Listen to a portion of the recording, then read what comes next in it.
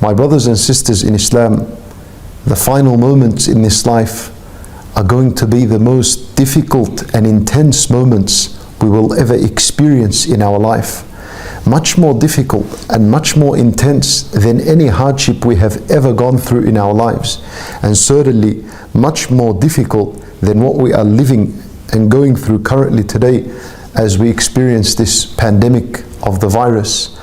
My brothers and sisters in Islam, these are the moments in which a person would begin to feel the slow beating of his heart, and this is the moment in which a person begins to experience difficulty inhaling and exhaling as the soul is collected from the body and being prepared to leave this body and going to another world. Allahu A'lam how the experience and how the feeling is then when a person is transitioning from this worldly life to the hereafter.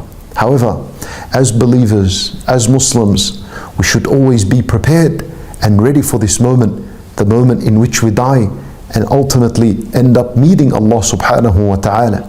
My brothers and sisters in Islam, as-Salaf rahimahumullah, it was said that if you were to tell one of them, or if one of them was to be told that tomorrow you will die, they would respond with absolutely nothing. Nothing in their life would change. Nothing in their daily and weekly routine would change.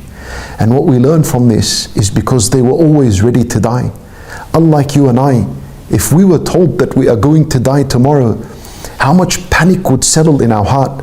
How much panic would happen in our lives? What would we rush to think about? How many things are we going to have to change in our life? What tawbah are we going to rush to? What seeking Allah's forgiveness are we going to rush to? How much change are we going to do in that one day?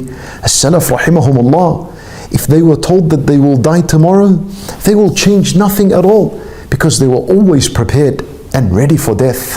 When Nabi sallallahu alayhi wasallam, before his prayers, sometimes he used to say, before he began Allahu Akbar, he used to say, Sallu salata muwaddi'. He used to say to the companions, pray a farewell prayer. Yani pray this prayer as though you are farewelling this dunya right after it. Allahu Akbar.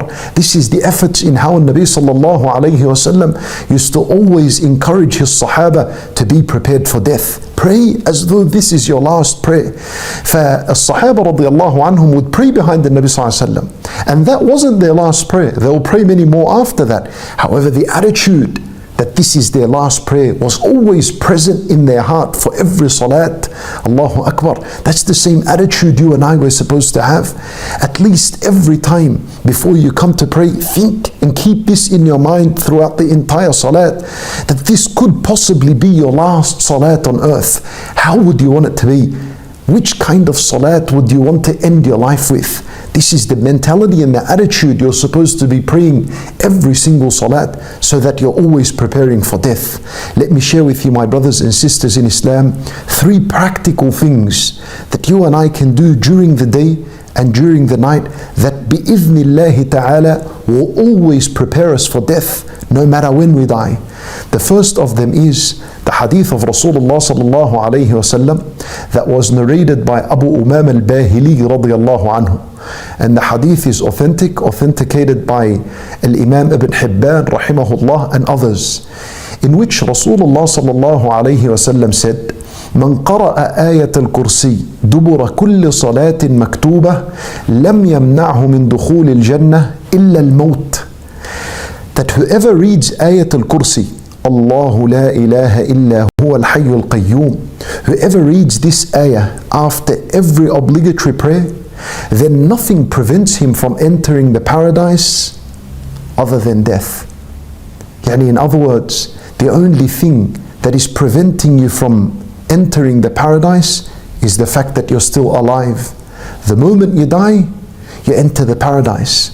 Allahu Akbar. 5 opportunities every single day to renew your guaranteed position bi'idhnillah in the paradise. The second method and the second way, and Nabi sallallahu alayhi wasallam, he says that whoever recites Sayyidul Istighfar, which is Allahumma anta rabbi la ilaha illa ant khalaqtani wa ana abduk وأنا على عهدك ووعدك ما استطعت أعوذ بك من شر ما صنعت أبوء لك بنعمتك علي وأبوء بذنبي فاغفر لي فإنه لا يغفر الذنوب إلا أنت. Whoever says this dhikr once in the morning and once in the afternoon, and Nabi sallallahu alayhi wasallam, he says, anyone who says it in the morning and he is certain about its meaning and he dies before the afternoon, he enters the paradise. Ready. A person is ready for death if he says this in the morning. And whoever says it in the afternoon and he's certain in the meanings of this dhikr, then if he was to die before the morning, he enters the paradise. Allahu Akbar. 24/7 he is ready for death. Such a person that recites this dhikr. And a third preparation for death, and this is the final one I share with you.